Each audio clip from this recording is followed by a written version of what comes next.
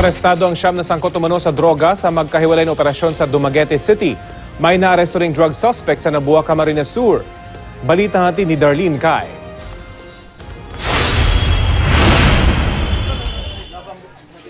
Katatapos lang umanong gumamit ng droga ng empleyado sa karinderya na si Iris Joy Rentoria nang hulihin ng mga otoridad sa Nabua, Camarines Sur. Ayon sa isang kagawad, nakita niya si Rentoria sa isang bakanteng lote malapit sa barangay hall.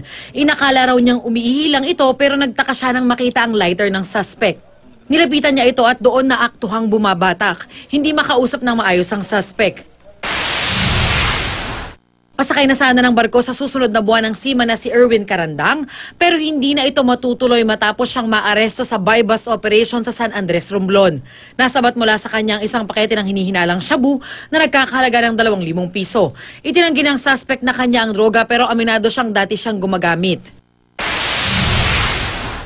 Aabot sa siyamang dinakip sa magkahiwalay na operasyon kontra droga sa Dumaguete City, Negros Oriental. Unang naaresto ang 4 na tulak umano sa 3 magkakahiwalay na buy-bust operation. Sa isa namang umunoy drug den, nahuli ang 5 iba pa kabilang ang isang minor de edad.